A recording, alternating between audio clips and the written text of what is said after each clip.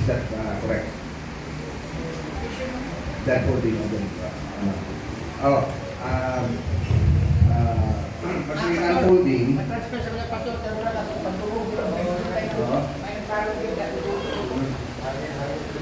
So, eksakto lang ako pagkakuha ko sa iyo na because of Revelation 10:7, in the place of the voice of the angel, he shall be given on the mystery of God and Christ. They unfolded, they revealed. Alright.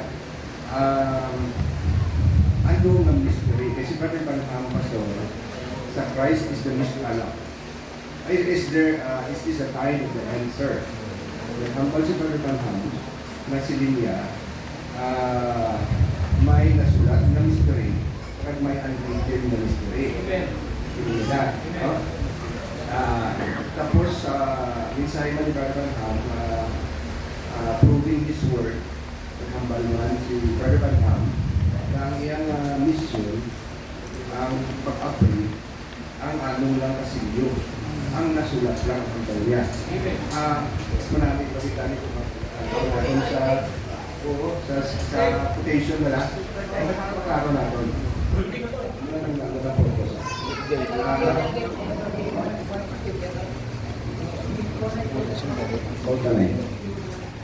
Yes, sa pati pastor, presentation niya is the seventh seal is open and interpreted because the seventh angel, this is the job of the seventh angel, who is Brother Branham, to unfold Jesus Christ when he unfold niya through his prophet, the mystery. So, pag Brother Branham, ang punto is, si Brother Branham kampal man ng seven thunders, is seven seals, seven thunders, and which the coming of the Lord also is not given in the Bible. Para matandang as this is an so that was 1962. I think that's the almost last message by the national district. So unwritten, able to be unwritten, unwritten before. Please help this now.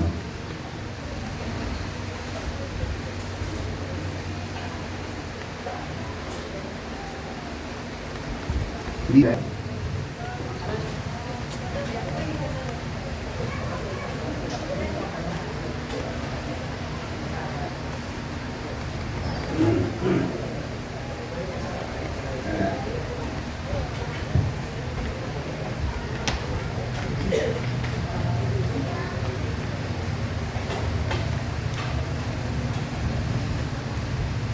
Revelation 5:1. Okay. Revelation 5:1.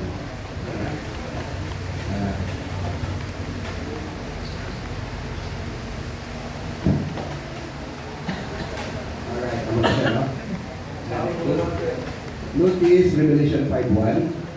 Listen at this now. So Revelation 5:1, bubasa ka ng rin.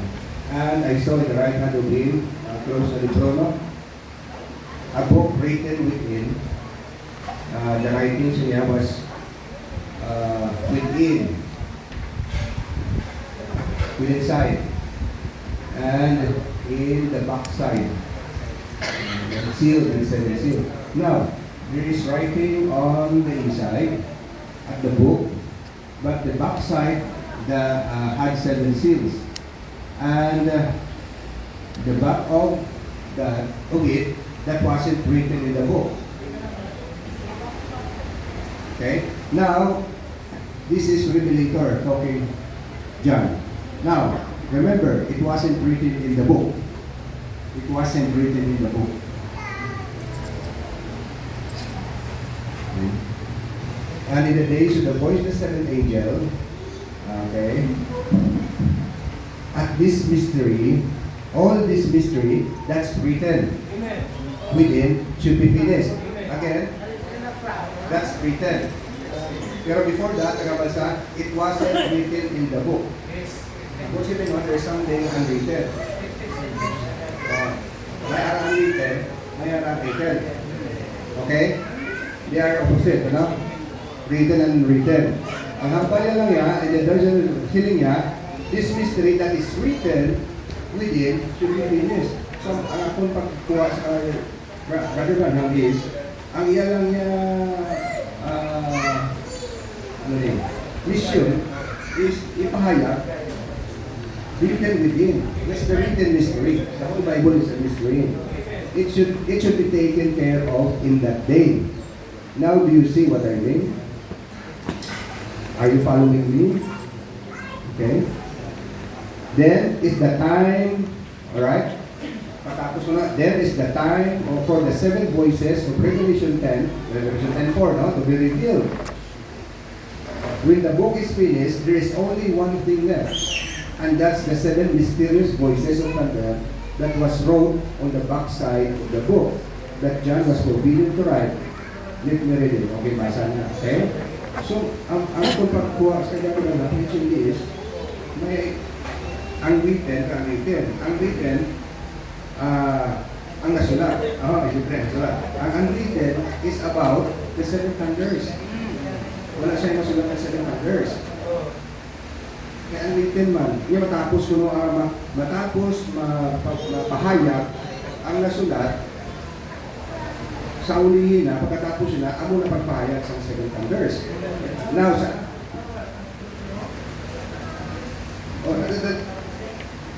that's the question, no? Ang hinambal nila kabina na the unfolding. It is written and unwritten. Is it both written and unwritten mystery? Sufficiente lang ito sa pastor. Pero ko ay ayuan ang atulugan ng kabina. Sige, written sales, kato ako dito. Sige, other sales, bago, yan, okay. Ang sa sunod mo na kami mga symbols, ang written sales, open siya, agad na open sales. Pero humana siya ihapag, ang dito siya, katay itinukya na. At kumana na manatagi sa gawas, di ka lang punyag, sige, other sales, unwritten. Pero ang sabat anak ko ni, I always thought it written. I always thought the written statement. I always thought it. Spiritual code in due season. It is corrected. Minsan tayo, talagang may Oh. yan ang hindi rin mag-aral ng lalabas. Kaya lang, lalabas sa Samsung. Mystery yan eh. Wala silang amos specific. Tayo mayroon. Now, ito po ay 1965 na. Came back out there at the beginning of the seven cells. When those seven angels come down in that parallel form, Stoner and told me to come back here and speak on those seven cells. And he would be with me. He would show me what they were. The lost things. Dahil hindi mga propita ang mga ginagamit ni Jesus sa past ages, head and his. Patama, sa sablay. Kulit mo na kung Tagalog, sablay. Alagpat, wala. Pero ngayon, propita, zero palagi, zero. Matrong, side, sa dulo ka, side. He would show me what you demonstrate. Yun ang kasunod, yan po ang kasagutan. I always thought, inisip ko palagi noon, it was said on the back of the book. Kaya mayroon siyang unwritten na sa labas eh. Isulat ni Daniel, sinulat ni John Watt. Isinyohan lang. Ito pala. Yan ang unawa nila. Hindi so honest to confess that. I always thought it was said on the back of the book. And it would be something was not written or wrote in the book. But he turned out that it was made known that he cannot do that. Kahit sa natural mo, walang kasi na, hindi pa tapos. Ay, binigyan na lang, inakit lang. May continuation pa parang grammatical na. He is. Tapos na kinausap, sinasabi, mayroon pang taaman kung saan pa mga ano. Parang gano'n. Hindi po diyan. For Jose din, nagpot siya na scripture. Wala siya, marami pa. Jose Lord, sa ating pag-Lord. It's a mystery that's in the book. It is seven church. It is each one of them produce a mystery. ang nag-Diyos kiloton ay just by faith. Imagine that isa lang na scripture na yan, allotment sa kanilang panahon, kaya silang bangunin sa kanilang ibigan at isama sa pag-agaw. What a grace, a marvelous grace from God. He will only require us of what He has given to us. Doon na po tayo sasagot sa Kanya. Rejecting one word basta sa araw na iyong kinabilangan, malaking patagagkat at fatal mistake. Pero iyang scripture na kaya na sunod to be born again, ang daming ng nasa Christian. Diyan po, 7 mysteries. 7 names. Kaya doon papasok ang sasabihin, the voice of God. Pag andito na magsalita, voice of God yan. At malinaw sa akin ang pagkita, the thunder is the voice of God. The voice of the stars. The voice of the stars. Andito nito yan, ha? Ano kaya kung sinulat ni Jackie Grabe? Na tayo isang tao na magsisigaw, Diyas sa may faith. Sigurado may tao na ikaw. Ako yun! Oh, basahin nyo, sinabi ni John, ako yun! Kaya ang perspectives, hindi mapigilan sila natin pagkakasan. Kasi may nasulat na mayroon natin pagkakasan na masitipan. Ang problema lang, wala sila bang awit sa'yo yan, brother John. Kasi nga dyan sa'yo lang nabigyan. Kayo, wala ng pagkakasan? Oo, sorry. Alam mo ang bagong awit. Kasi sabi na sila mayroong bagong awit sila na nakaalam. Doon man sila. Nakasla, may sulinang mayroong tubig. Buto-buto na pag sindihan na tayo. Okay? The voice of the throne. Nasa tinga pa rin tayo. Division 4. Around the throne, mayroong 7 spirits. 7 stars, kanyang kamay. The voice of the throne. Galing sa throne, mayroong mga iglak, mayroong mga thunders, mayroong lightnings. Magkasama yan, pag may lightning, susunod yan, nag-uog. Pag may nag-uog, sigurado may lightning yan, magkasama yan. The throne before the throne was the 7 stars. The voice of the stars. Voices. You see? There were more in the Revelation 4 here. Habang sa 10, isa lang po, sa 7. Kasi sigurado yan. Ay, it's my privilege. Noon I was taught, tinuruan ako, kasi parang ang nag-fulfill ng 7 thunders. Tigsigin daw siya nag-fulfill ng thunders.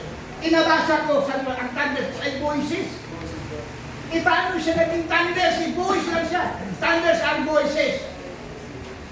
Kahit ilang pang thousand ang misitik, iwawali niya, ibang pangaral niya, hindi yan mag-qualify ng voices. Anong taliyahan? Sa pistahan na, mayroong hawak na microphone. Magsalita na parang tatang kusmos. Pagkatapos magsalita na parang matanda. Magsalita parang babae. Ang dami niyang voices. Dramatista yan. Pagtutukan ka, isa lang ang tinig, isa lang ang boses mo. Kahit si John the Baptist, a voice cried in the wilderness. Voices cried in the wilderness. Hindi yan pa-qualify yan sa scripture, kung scripture ng pagkakaas. Thunders and voices, Revelation 10, 3 and 4, yun po ang voices. Ito po yan, voices. The voices of the stars. See the stars, right? You see there was born in Revelation 4 here. And out of the throne proceeded lightning, thunders and voices. Not one voice. Voices, plural. What was it? God speaking to the church, reflecting Himself through the 7 spirits. Isang espiritu, coming in a 7-fold way, bababa dito, papasok sa katawan. That's Jesus Christ coming in that age. See, the meaning of God speaks, it's the voice of God. To reject it is to remove the candlestick. Voices, the voice of the 7 church ages, over here and the corner. With thunder and lightning. Yan. So, halina, no? Ang voices po ay ito, naka-record. Ang isa lang siya lang po sa baba. Hindi po siya nag-fulfill ng 7 thunders. Nilunod lang po niya kung ano yung nasa pre-antor. Mga previous messengers na kanilang dinilis up, hit and this. Pero siya pagdating niya sa 7, walang this, hit palagi. Kasi katapusin, nadagdagan pang miss out. Ang unwritten po ay sinasabi, in actuality and history is recorded. Kaya, Because along with the ungiven, meron mga history book. Pinasok iharap ng mga halugat ng mga history book doon sa history library doon sa kanilang lugar. He needs this, humble enough to admit, kailangan dito ang history na lakal. Ayun talaga nila din.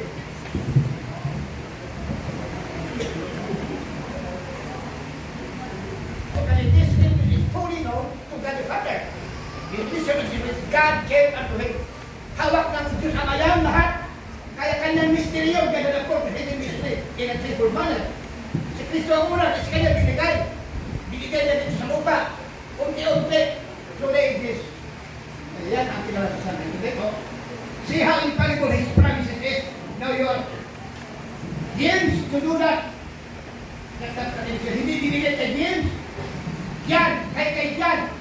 Any of the rest of them will not even make Paul say it. There is nothing.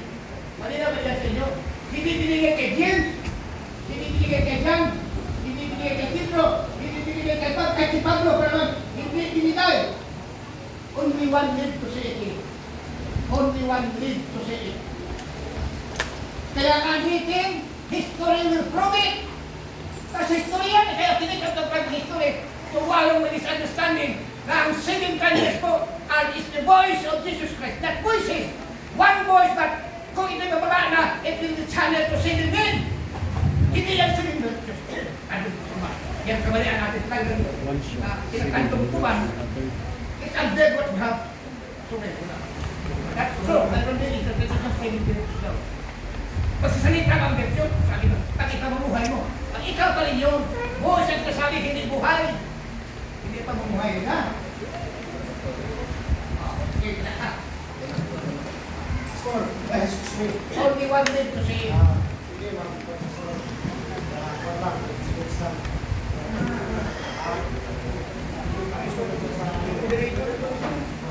O, tapos na question, presentation na po.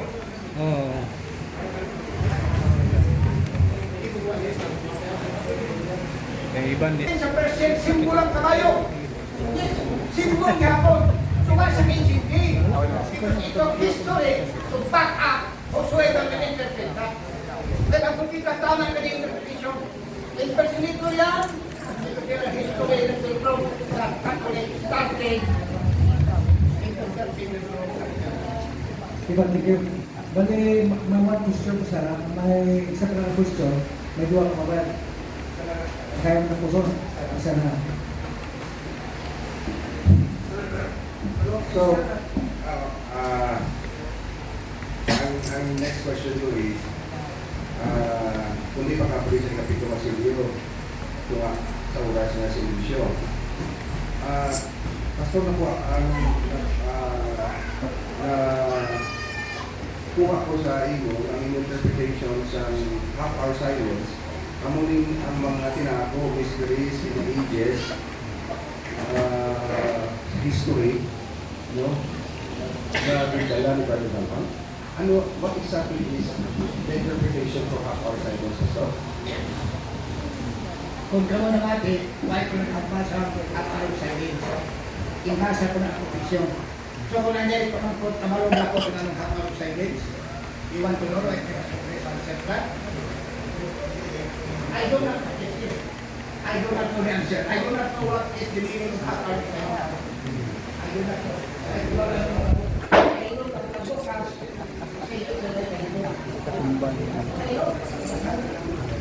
Ano siya? I do.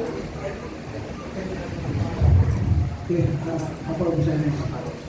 So sa patulan, ang baliman na, ang tanan ng mga says from first seal, second seal, third seal, fourth seal, may mga symbols lang ito kita. Until sa 6, pag-abot sa 7, wala siyang symbols na given kung may given lang out silence. So, kumuha na ito kapta. Kung mabaliman na, hindi na kapag silence kung gamitin mo na sa lakwaksa. Hindi ko na mag-proceed.